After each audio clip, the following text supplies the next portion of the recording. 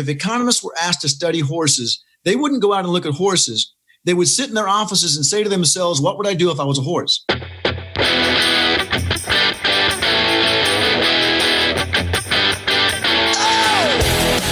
This is the MMT Podcast with Patricia and Christian Riley.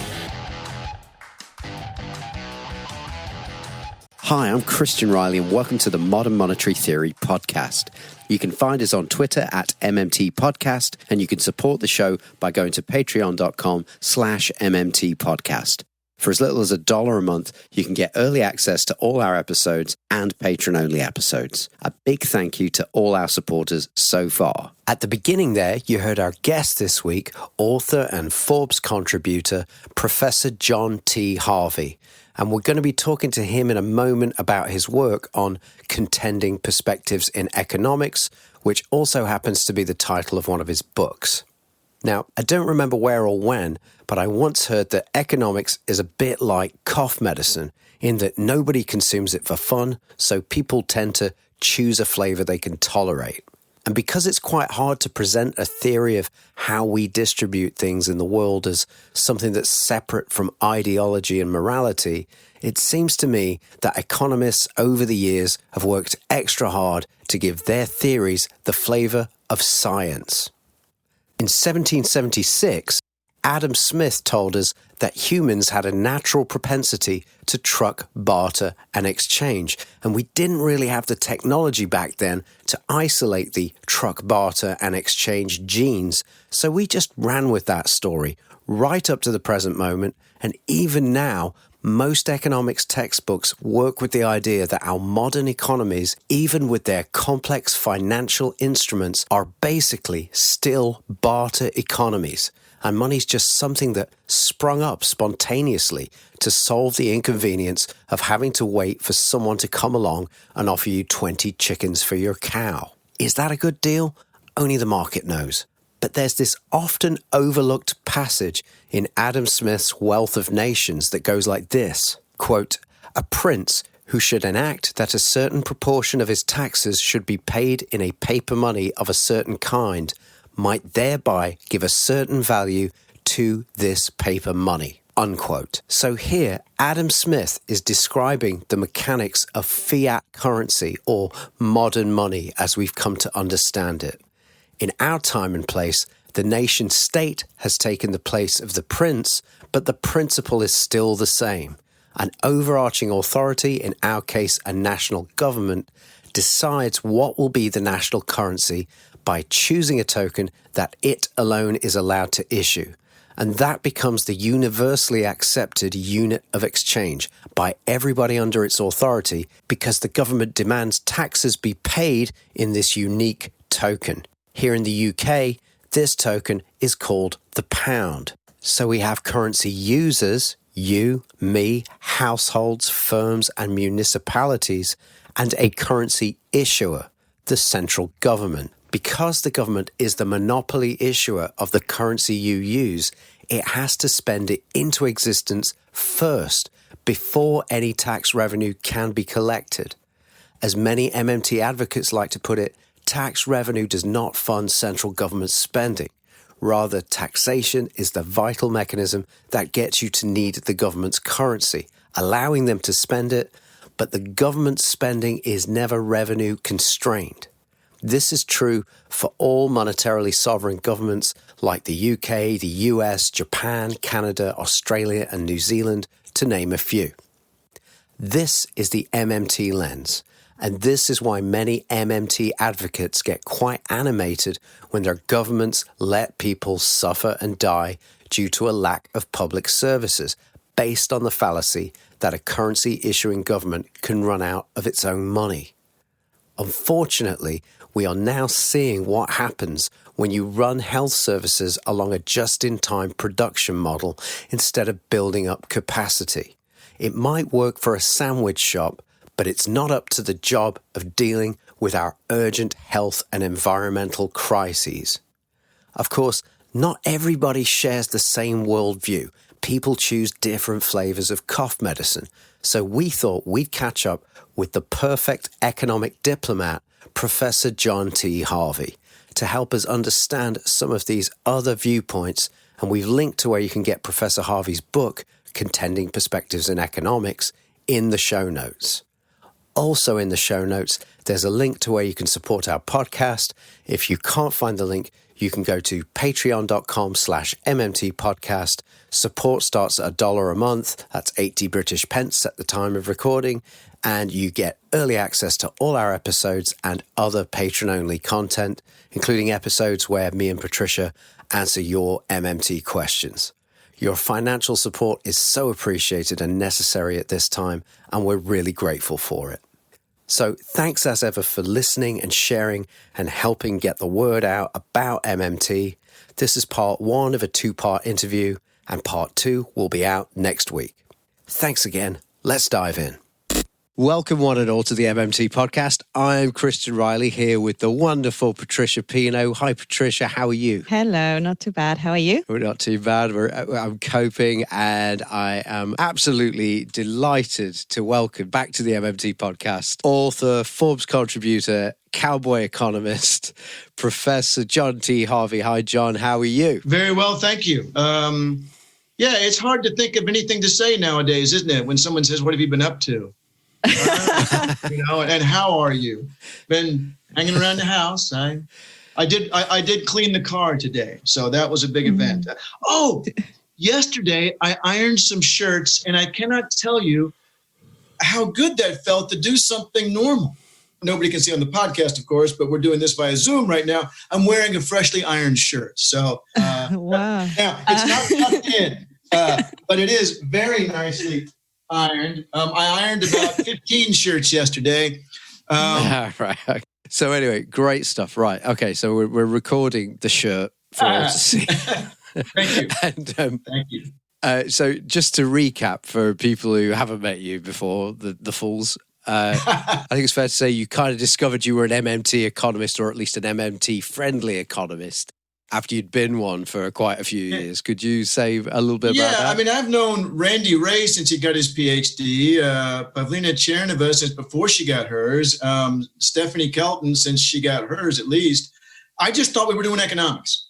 I didn't know they were giving it a special name. You know, it wasn't as if I sort of came in through it to the back door. No, I'd been right there. You know, I just didn't know they were calling it something different. So on Facebook, somebody said, "How long have you been into MMT?" Well, it depends. What is that? I guess since I got my PhD and tried to keep moving away from neoclassical economics, which is what, of course, all of us were pretty much trained in. And I started reading things outside of that, you know, ever since then, I've been down that same terrible path that leads us here today with an economics that actually has solutions that might actually solve the horrific problems that are facing us over not just the next century, but the next millennium. And on top of that, you're also an economic pluralist. And can you tell the listeners what we mean when we say that? Yeah, it doesn't mean, okay, so yeah, it means plural, of course, meaning, you know, different schools of thought. What it doesn't mean is that I think every school of thought is right. I absolutely don't. I actually have a pretty strong leaning towards post-Keynesian and institutionalist economics. But what it does mean is that I'm going to treat everyone else with some degree of respect and act like they're not astrologers in my world of astronomy, which is what we get from the neoclassical mainstream, who thinks that all the rest of us are absolute, you know, John Harvey does that because he doesn't really understand math. Well, my first major was physics. I took every econometrics class that my program had to offer, including the field series. If you want to take a field in econometrics, 2 of us survived to the end of that year. But to me, economics isn't math. Math is a tool to be used in economics. And so it's the lack of respect and the lack of desire to learn about somebody else's approach. So that's what I'm against. And therefore, for, you know, the sort of mutual respect and understanding. Do I have friends who are Austrians and I think are quite bright? I absolutely do. Do I think they're right? No, I don't. But, you know, I think there's some interesting insights that they have, and I'm not going to talk about them like they're, most of them, like they're idiots. Yeah. So anyway, that's the pluralistic side of it. I find that very commendable, actually, and I think that often when people they approach every argument, they basically just do that. They don't want to see it from the other point of view, and I think we have this really bad habit of just assuming that the other person is either uninformed or just not very bright. So I think better than anyone that that's not the case. You have people who you deeply respect, but who or believe are very wrong. That's absolutely right. And I think there's a lesson there for a broader thing that's going on in the world today. And that is this whole idea that my way or the highway, as we say here, or my way or the motorway, perhaps in the UK. And I'm in the middle of doing a summer sort of reading group with like 5 other faculty on inclusiveness in teaching. And we're trying to start up, we already did before all this happened, start up a diversity, equity, and inclusiveness, I guess, check box that you have to tick off to get your degree at Texas Christian University. And so we have to create these courses. And so I want to create one of those courses. I want it to be in economics because we're so bad about that. But anyway, one of the very first lessons they're talking about in this online course that we're doing is that you've got to stop people from universalizing on their own personal experiences. The world is more complicated than that. And so, not only do we have people in economics that believe that I'm right and you're wrong, but they also assume they have a very good understanding of what you think. And that is and of course, this is the whole reason, I guess, why you guys asked me to talk here, is that people have assume they know what the other school of thought is about. And that is something from writing the book. It was an exhausting process. It is really hard to learn someone else's school of thought, but I'll save that for later. But anyway, so yeah, I think that the whole tolerance and respect obviously has applications way outside of economics. Of course. And the book that you just mentioned is called Contending Perspectives in Economics. And I believe there's an interesting origin story to that book. There is indeed. Yes, it doesn't have anything to do with radioactive spiders or anything like that. But at my university, we had faculty who were teaching from a variety of different perspectives. We had a new school, a PhD, and a couple of University of Massachusetts Amherst PhDs. Myself, having come from Tennessee, which was very institutionalist and post-Keynesian, a couple of Austrians. And it came up at a faculty retreat that our students sometimes have a difficult time understanding why is Dr. Harvey's class so different from Dr. Butler's class. And as a matter of fact, Dr. Butler said, we should have a course that is a required course of all our majors that talks about different schools of thought. So that, we don't expect students to remember everything from a course, but to at least have the idea, there are different schools of thought, which is exceedingly rare in economics to learn that, because you're generally told, honestly, 99% of the time, there's only one school of thought and then there's some nuts, all right? So we're laying down the foundation here. You have to take this course if you're an econ major, that there are these different schools of thought. When I teach the class, I do Neoclassical, Marxist. I do a shotgun approach. Neoclassical, Marxist, Austrian, post-Keynesian, institutionalist, new institutionalist, feminist, and then I just added a new chapter on ecological economics, which is horrifically depressing. But so we decided to offer this course. And the only book I could find was about 20 years old. That was the first thing I didn't like. The second thing I didn't like was each chapter had a different author, and it's what made it very uneven. And the third thing I didn't like was that it was very obvious, for example, that the Austrian chapter was written by someone who didn't like Austrian economics. I was like, well, are we teaching or not? I'll do all the proselytizing at the bar. We'll do that afterwards. But in the classroom, it feels like the way we're treated, and I'm not going to treat somebody else that way. No. So, old book and so forth, right? Well, Edward Elgar, not the one who of musical fame in the UK, but Edward Elgar Publishing. And Edward Elgar was, in fact, not coincidentally, the head of Edward Elgar Publishing. I went to see him at the annual economics conference to ask if they had a different book. Great, big, huge, tall guy. Very nice man. Oh, and by the way, I asked him, are you related to the other Edward Elgar? He said, I assume so. I don't know. So I was actually a little disappointed that he hadn't pursued that, but still. So I asked him if they had a more recent book, and I swear to you, I do not know to this day how I walked away having agreed to write that book, because I had no desire to do it. My area was exchange rates. I was getting into business cycle stuff, and I really had no desire to write the book. It really wasn't, something that I was passionate about. Now, I had been the director of the International Confederation of Associations for Pluralism in Economics for 6 years, and this was a group that was, supposed to be doing the whole pluralism thing. So I did have that background. Otherwise, this isn't something I wanted to do. So, but initially I was enthusiastic. So you sat down and started writing. To correct all the problems in the previous book, what I decided was, A, it's not going to be 20 years old. B, it's going to have one author for every chapter, the same framework in each one, the same sort of, I'll go through this issue, then this issue. And the thing that really made it painful at the end was I was going to have every chapter read by someone, at least one person in that school of thought. Really wanted to make sure that everyone, that if I was an Austrian and I had this book, I would be okay with saying, well, yeah, that's Austrian economics. Right. So now, obviously, I found out very early on when I asked Elgar if I could send out the first couple of chapters to some people to read, and they were a little reluctant to do it, and I found out why later. When I got the comments back, one person, what they thought was the best part was what the other person thought was the worst part. And I said to my editor at the time, I said, well, I guess I'm just going to do what I think is right. And he said, well, that's what we wanted you to do. They didn't feel like I needed to. He said, just do what you think is right. So it's an area with a lot of opinionated, people. And I say in the introduction, look, I'm not going to cover everything you think is important. I'll leave that to you. But I had every chapter except the neoclassical one. I felt like I had a PhD in that, and I was pretty sure they wouldn't like the chapter. But the Marxist chapter, I had Andrew Kleinman read it for me. He gave me 6 single-space pages of what I did wrong. And the post-Keynesian chapter, Pavlina Chernova read that for me. Austrian chapter was read by 2 Austrians, all the way through. But as I started to say earlier, it is so painful to write about somebody else's school of thought. It is so hard to get into it. There's like a lot of reading up front before you ever get anything, as a pen to paper or finger to keyboard, before you can ever write anything. Then you're always unsure the whole time you're writing. And you're, so, well, at some point I'll send it off to somebody, but still. And there were several times I almost quit. But I saw it out. And honestly, and somewhat ironically, I guess, I think it's probably the best contribution I've ever made to the discipline.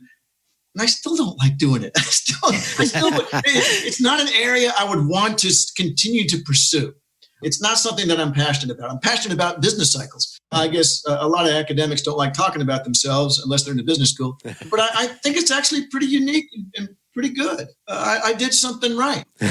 You're kind of like the UN for these different schools, basically. So MMT economists, MMT advocates talk about the descriptive part of MMT being a lens rather than a regime. And I think, like you, probably agree, we're at a disadvantage if we don't appreciate that these other schools of thought have their own lenses too. And I just thought it would be great for MMTers to understand these lenses so that we could debate with compassion. Right. When we talk to them, which is exactly what you've ended up doing with the book, even though it was agony. Yeah. I mean, could we do like a shotgun approach to this, maybe? Oh, yeah. And that's what you mean, Patricia, like go school of thought by school of thought. Yeah, I could do that. Yeah. That'd be great. Yeah. As a matter of fact, here's the thing too, you were saying what to say to the people in these different schools of thought. Sometimes don't bother because they're just not interested in the same issues. And so, what they say, you go for the low hanging fruit. I was thinking about this a lot since you guys asked me about it.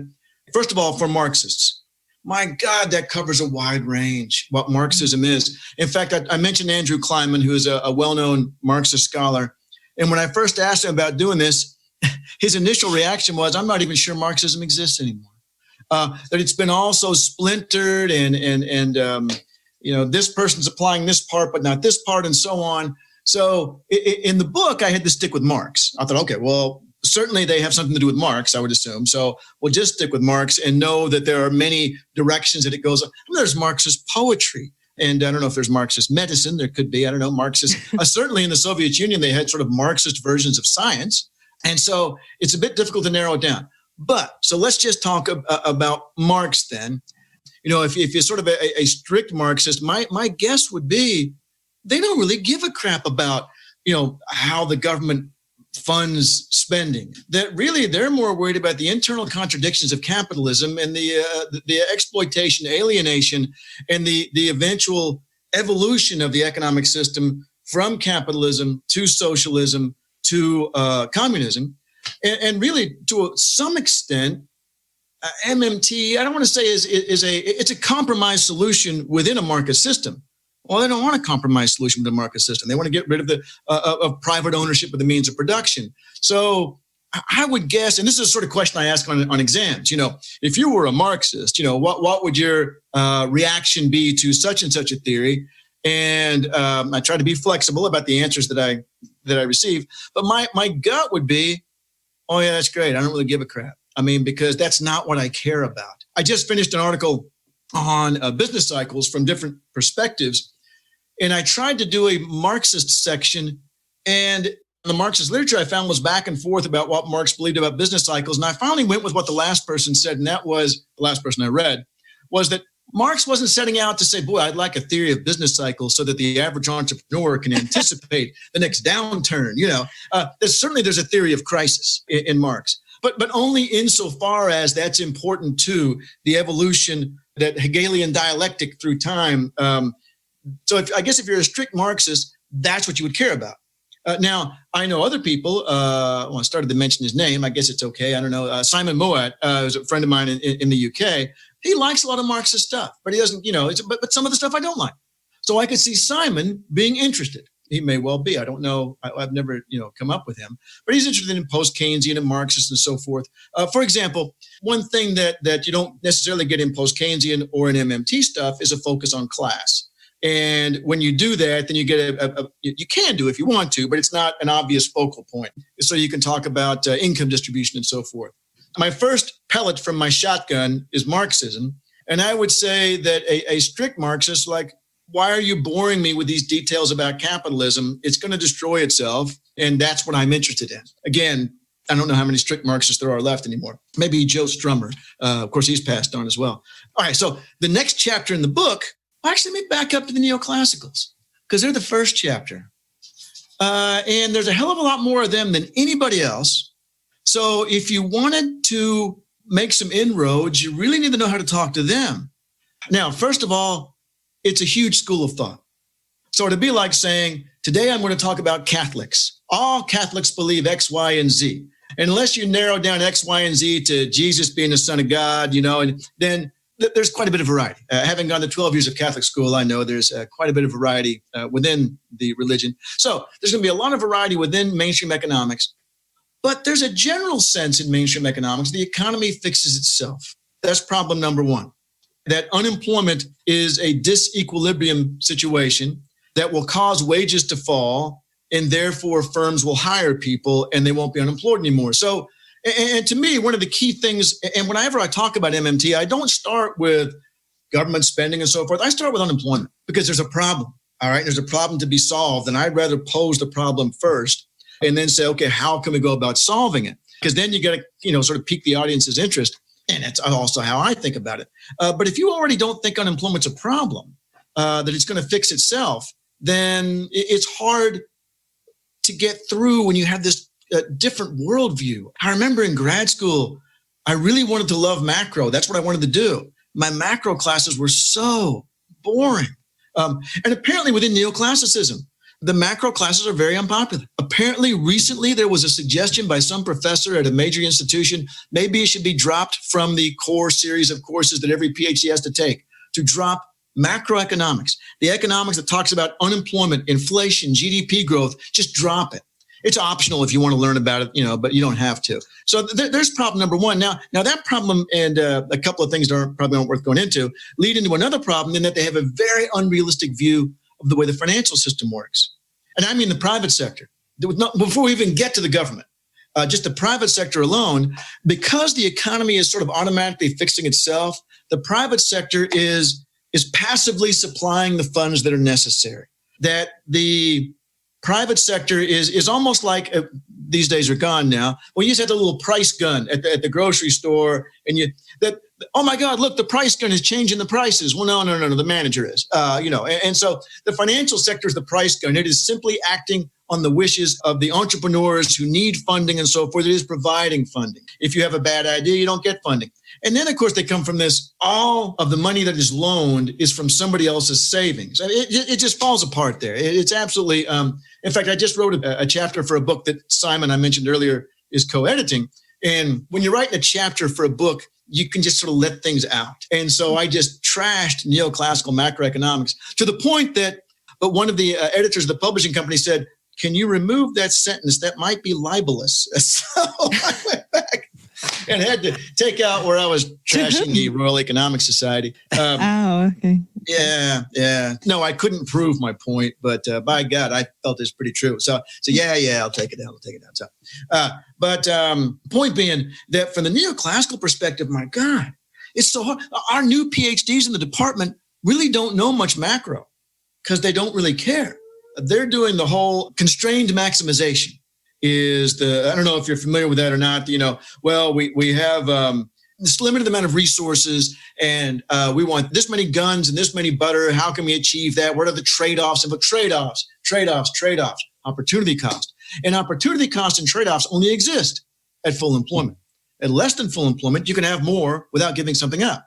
So let's assume less than full employment doesn't exist. So it's a problem talking with a neoclassical person. Even if you get a macro person, a really nice man in my department read an article for me that I was sending off to a journal, a mainstream journal, explaining post-Keynesian economics. And he said, "My gosh, I never thought about most of those things." And said, "I had so many questions." And, all of a sudden there would be in a footnote, you would say, answer that question.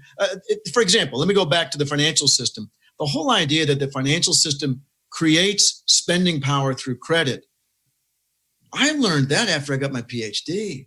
What the hell is wrong with a discipline where, in getting my PhD and focusing on macro-oriented classes, I never learned this. So that's a long way of saying I don't know where to start when you talk to a neoclassical economist. I guess you got to check to see where they are. I'll tell you a point where you might be able to bond with them. Boy, neoclassical macro is stupid, isn't it? Yeah, it sure is. And so then you might be able to get some inroads because I don't know if you're familiar with this article. Paul Romer, a recent Nobel laureate in neoclassical economics, said that, there's a wonderful line in this piece where he trashed his own discipline, that modern macroeconomics has reached a point where it ceases to be scientific inquiry anymore. In a fancy way, he said they're just making crap up. They're putting it in really complex math so that no referee really ever bothers to check to see if it makes sense. He caught hell for writing that article, by the way. He also then got a Nobel Prize. But, so there are some places out there where you can make some connections with the neoclassical. And, a hardcore neoclassical macro person like Rogoff or Summers or those people that are all trashing MMT, they're gone. But, some younger people and people that are anti-macro, like my colleagues in my department, might be a place to go. I'm going to go to Austria next, unless you have a question. Yeah, I was just going to say, it seems to me the nub of it is if you can't get the person from the neoclassical school to agree that unemployment is a problem. Yeah. Like you say, you'd like to start with the problem to be solved. Yeah. If you can't get them to agree that it's a problem, then like you say, you've kind of got to let it go until they start wondering about that. Yeah. And of course, they clearly understand there is unemployment, but they tend to think of it as being caused by frictions in the that if only the economy were allowed to work cleanly, whatever that is, then it would get rid of it. But, because, for example, what's the fellow Krugman? Krugman clearly understands that there's unemployment, and he sometimes is inadvertently on the side of MNT, at least in terms of fiscal policy being primary. Just don't point out to him that he's supporting MMT and you'll be fine. I know. There's a lot to say about him. But, it's so funny. All of my local Democrat friends, I started to say liberal, but a lot of Democrats are not really very liberal at all. Like that guy that they're putting up for president. But they're all like, "Oh, this Krugman guy's great." I was like, yeah, maybe. I call him a good creation scientist. He's buying into this school of thought that I think is fundamentally flawed, but he rejects a lot of it. But not enough. Just get the hell out. But anyway. It seems to me he's got so much invested in neoclassicism that he's done all his growing up in public columns. So it's hard for him because, people are showing him screenshots like, look, you said this. What I don't understand about it is even in the last couple of weeks, Stephanie's put out her amazing book, The Deficit Myth, Stephanie Kelton. Right. And he's still harping on about, oh yeah, I understand all this stuff. I was saying all this stuff and nobody needs MMT to say this stuff. And people are showing him screenshots of like, well, hang on, you said this. Somebody that understands MMT wouldn't say this. It makes no difference. No, it doesn't. And you know what's worse? What he writes in an academic article. Oh, God. Because that supposedly is, and there's this one piece that I cite all the time from the Quarterly Journal of Economics, where he actually has the word Minsky, who was, of course, Randy Wray's mentor, Minsky in the title. It's like, oh, well, this might be pretty good. Well, first of all, it's a general equilibrium model, which means you can't model time, and debt is all about time, passage of time. That spending power gets transferred from one period to another and so forth. But really, the big thing is, now let us say that there are people in the economy who are patient and they save money. And their money is loaned to people in the economy who are impatient. They want to spend more than they have earned. It's like, oh my God, now you just totally destroyed the financial system again. I mean, you've gone back to an intro level class, which actually PhD too, but for that matter. But yeah, I also think he's really invested in not being wrong, that he really wants to be the great liberal hope. Yeah. Do you think, just going back to the neoliberal part a bit, whenever I read about it, and you kind of confirmed a few things that I had heard about it, it always seems to me that, they have this ideal system in their heads and people just kind of get in the way of it. And I think that leads them then to kind of assume that a person's position, and is a moral kind of position, that they think basically everybody's got what they deserve, in few words. I don't know whether they start from that kind of belief and it's internalized and that leads them to kind of ignore anything that disproves it, or whether it's the other way around, whether they arrived at neoclassical and then deduced that, or if it's a vicious circle. I don't know. I think there's a lot of self-selection. And I think that's one of the reasons why we see so few people of color and women in economics. And I'm sure you've read the horrible things that have happened in the economics discipline with respect to the treatment of women. Did you see that piece? A couple of years ago now, a senior at Harvard did this study of the Econ Job Rumors webpage.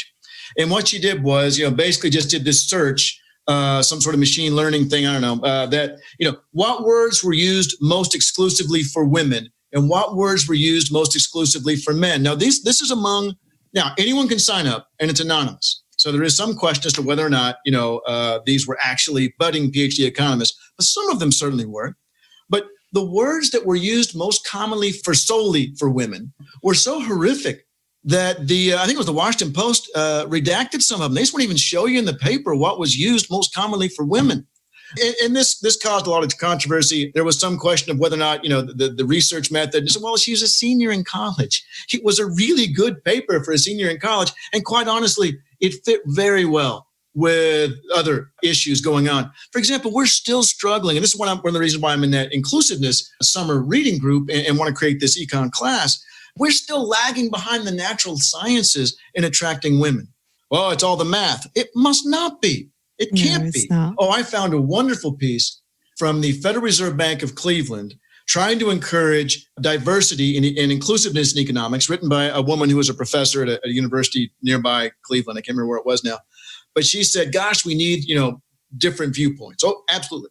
And then she says, here's what you could learn, you different person, you non-white male, if you took economics. You'd learn tools for making decisions. You know what I said earlier about constrained optimization? The word power never showed up in her explanation of what economics is about. The word class never showed up. The word gender, the word race, none of those. And now, then she got down to, I wonder why we don't have, people of color and women in economics. Well, I'll bet it's because they don't have any role models. Well, good Lord, that's kind of a circular, I'll tell you exactly why I think. And it comes right back to what you said, Patricia. I'm an intro econ student and I'm a Black American male student sitting in class, and they say that you earn what you deserve. I'm done with this discipline. Yeah. This does not speak to me. This has nothing to do with my world experience, or if I'm a woman or whatever, or if I'm a white person that wasn't rich. So they start with that default assumption in neoclassicism is that wages are an objective measure of how valuable your contribution was. Now, do they add things like race and discrimination later? Yeah, if they get to that at the end of the semester. And as I was saying to our reading group the other day, I said, think about this. What if you immediately just said, let's look at the average white salary and the average black salary in the US? You've just explained a tremendous amount of difference without ever entering into, well, what was the actual resource, allocation and what was the relative contribution? So this is an exaggeration, of course, but I feel like economics is kind of a place where an insecure white guy finds a good home. Gosh, it turns out that, yes, everything I've got is what I deserve. And no one in neoclassical economics is looking at the theory as the problem. They're all, in a way, almost victim blaming for why there are no women and people of color in economics. And this is what's so frustrating. That sounds outrageous, that a discipline that is so relatively well respected and is in positions of power, all of those, surely, John, you just don't know what you're talking about. Surely that can't possibly be true. I mentioned this to my reading group last week, and I'm the only male there, let alone white male in the group. And they're all like, and I kind of felt like they were thinking, yeah, that can't be true, John. It can't be true that the discipline focuses on, But if you believe the system is inherently meritocratic, then you won't believe, that. How can people in power possibly be wrong? They must be right. Yeah. And so I think it self-reinforces. I think there's some, because you were asking, like which one comes first. And I think that initially in class, you're like, well, I like the sound of this because, I feel like I deserve what I get. There's also a certain fairy tale story about it that, that's nice, that people who get wealthy have contributed to the rest of us. And I like to feel good about the world. But I think a lot of it is just that if you don't think class and power has anything to do with income distribution and so forth, then economics is the place for you. Don't go to sociology because they think those things are important. And if I may jump to Austrianism because it only takes a second, it's basically the same problem. There's no unemployment problem. And so, well, if there's no unemployment problem, then what do we need this monetary policy crap for? It's not really useful. There's no point in it. What is the point in finding out that this cures a disease we don't have? Great. I'll tell you something interesting about Austrianism. Something that when I read that, I thought, well, that's a good idea. They take issue with the neoclassicals on why markets are useful. The typical neoclassical analysis of, say, where do people go to buy petrol/gas? Well, let's assume we know the prices all over the city. Let's assume we know this. And the Austrians are like, oh my God, the whole point is we don't know those things, that we're always struggling in ignorance to try to figure out where should I buy gas next? I'm an entrepreneur. What should I try to produce? And they say the great thing about markets is that markets create signals for entrepreneurs and for consumers that wouldn't exist otherwise. Prices and profits and so forth don't exist outside of a market system, and they therefore represent a signal that would help people decide what we should produce. But then, just like the neoclassicals, they come down to a question of they're really worried about allocation of resources, in the sense that here's a very common Austrian complaint: the government doesn't know what I want, so why should the government be in charge of the economy? The government doesn't know if I want coffee or tea. That's my choice. It's like, no. The government's about jobs. I know you want a job, but they're assuming that problem away. So, we have the same issue there. I'll shut up here for a second. I was going to say, the Austrians, they think a thing of value that's being created by markets is information. Yes. And government intervention destroys it or distorts right. it. So in a way that they've got a theory of value. Yeah. Isn't that something that they have in common with Marxism as well? Marx has a theory of value, a labor theory of value. Right. And, as an outsider to both of those things, I was thinking a lot of MMT people are clashing with Austrian and Marxists because our theory of value is different to theirs, in that the MMT story is that the ability for the issuer of currency to tax in that token creates a value. It doesn't say what that value is, but we know that you need to get it. And then obviously, because the government is the monopoly issuer of this thing, market theory doesn't apply to it. The value is what the government say you have to do with it. And I know that Austrians will hate that, but to me, it's like, if you're bothered about information, if you think that's, information has value, right. That's real factual information for you. Are you not interested in that? Yeah. And I mean, again, I think it comes back to, if there's no unemployment problem though, yeah, it's a great story, but we haven't got a problem with it. In fact, the only thing they see the government doing is creating the problems by distorting the signals. In fact, I'll tell you exactly what they would say about that, now that I think about it, because it would go right to the Austrian business cycle theory that the doggone government is printing more money and causing interest rates to go down away from where consumers really wanted interest rates. So the government is causing an artificial boom that will eventually cause inflation and maybe stock market speculation that will then cause the government to say, oh, no, we shouldn't have done that. No, throw everything into reverse, cause a recession that need never have happened had they left the interest rates alone in the first place. Isn't the counter to that to go, well, okay, so the MMT economists agree with you that, the natural rate of interest is actually zero. The government has to intervene to create an interest rate. Yeah, they don't agree with that. We're fine with that. No. Okay. Yeah, they don't agree with that. They figure that, the way they figure the interest rate, what it comes from is the household's patience, and not in the same sense that Krugman was. But the more patient people are, the more they're, if there's no interest, we spend all our money today. That's kind of the Austrian view, because there's no reason to save. And so only via interest, and we go back to the whole loanable funds thing, only via interest can we, let's say I'm a bank, can I convince consumers to not spend all their money so I can turn around and loan it out. Now, the more impatient, the more consumers want to spend money today, the higher the interest rate has to be for me to convince them to give me their money. Let me say that again. Consumers would rather just hold on to their money. They'll only give it to me, the bank, if I pay them interest. And the more impatient they are, the more they want to spend their money today, the more they want to go to Disney World today, the more they want to go out to eat today, the more interest I have to offer them. So when people are more impatient, the more they want to spend money today, the higher interest rates will be.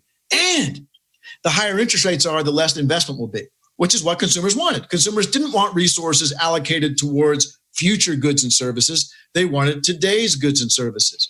Now, if consumers become more patient for whatever reason, interest rates will come down, and then resources will be reallocated from today goods and services to tomorrow goods and services. So to them, first of all, the economic system is natural, and interest rates are a reflection. They are one of those signals of this natural rate of interest is a result of the position of households on whether they want to spend today or tomorrow.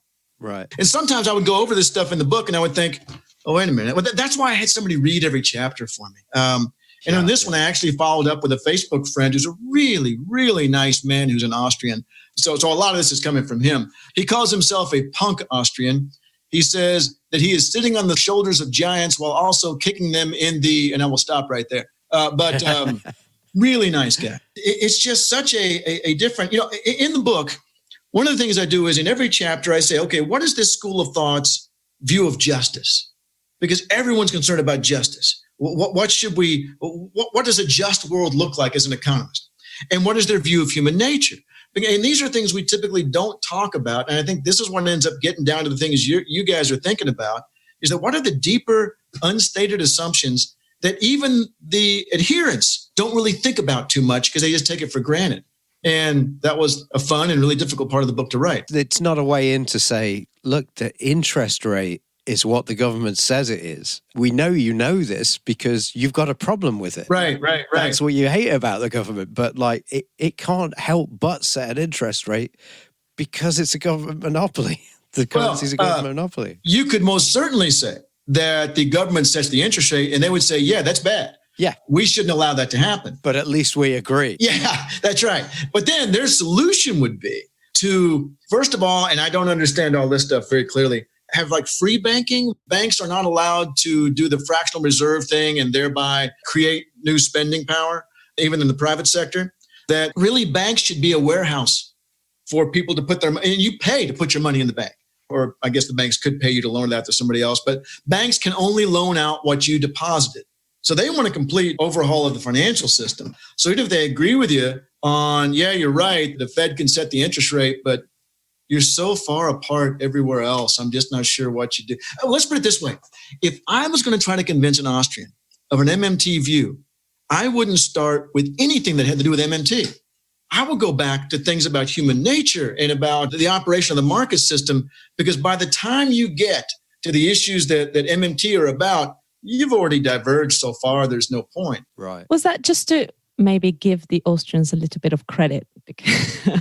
Was the Austrian school of thought born out of a genuine maybe concern about authoritarian governments? And does that kind of drove them into rejecting government completely? And as a maybe unintended consequence of that is rejecting society entirely, and seeing things almost in a hyper-individualistic perspective. Is that where it was born, and then it turned into something else maybe? Or was the intention always against kind of a collective organization? Yeah. No, that's a very interesting question, because one of the first things I learned writing that chapter was Karl Menger is the founder of Austrianism. I mean, like all these jokers, not on purpose. I mean, it's just like, whoops, I spawned a school of thought. He was writing against the German historical school. And I don't remember a lot about them other than they were very popular, and not with him. And so he'd had some arguments with him. And he said, my recollection is that he wrote one book, but he realized that there was too much left unsaid. And so he had to go back and write another one that was really more about method than about specific issues, because as I've been talking about, he was coming from a different direction to start with. And get this, he dedicated the book to the head of the German historical school as a sort of gesture of goodwill. Yeah, it didn't do any good. They hated him. But I always felt bad for him. I was like, man, the guy was really trying. He was trying to be a pluralist. So Menger writes this, and then really it's his followers after that, Hayek and Mises. But I will say this, and I believe this is from the Mises direction. They have this idea that we can build explanations of the economy. Oh, well, let me back up a little bit. All right, so every argument is a series of premises that lead to a conclusion. Pat is a TCU student, premise one. Premise two, all TCU students own a hamster. Conclusion, therefore, Pat owns a hamster. So every argument is really a series of premises, and a lot of the premises are derivative of earlier arguments. Well, they think that a strict praxeologist believes that because we are Homo sapiens, and we are studying Homo sapiens. Unlike if we were biologists, we're studying frogs. I don't know what a frog's thinking about, but I know what I'm thinking about. And so as long as I'm careful about the internal logic of my argument, my premises are unassailable because I am a Homo sapien. Now, most Austrians don't believe this, but there are extreme ones. And they say, well, I'm right. And so, therefore, if you don't agree with me, either you're stupid or you have an ulterior motive. And either reason, and I learned this from an Austrian, the guy I've been talking about a lot. And I was like, oh my God, that all falls together now. And then as I was writing the chapter, I read about it again. Most Austrians don't lean that way, but you'll run into some, and I'm talking here only about the scholars, not about the nuts in their mother's basement. But you'll run into some who are very pleasant people. One of the guys that read the Austrian chapter for me was my very first job interview. Very nice man. His colleague at my first job interview was a jerk. And he was one of those that basically it wasn't worth talking to you, because since you don't agree with me, either you're stupid. So why would I talk to you about, maybe I'll talk to you about, the Texas Rangers baseball team, but not about economics. So I found that very interesting, that there was this sort of a leaning towards, we're going to draw our premises from intuition rather than from observation. That's a big split among schools of thought. The Neoclassicals and Austrians lean more towards intuition. In the institutionalists and post-Keynesians, and includes MMT, lean more towards, no, we got to read through the Treasury Department's, Fulwiler talks about, reading through their actual operations manual to figure out what's really going on, all right? We can't just sit and think to ourselves, well, let's see, what would I do if I was a dollar bill? That we really need to go out there and look. Oh, if you look this up, if economists were asked to study horses, and you'll immediately hit a quote from a famous economist who said, something along the lines of, if economists were asked to study horses, they wouldn't go out and look at horses. They would sit in their offices and say to themselves, what would I do if I was a horse? And I think that's pretty fair.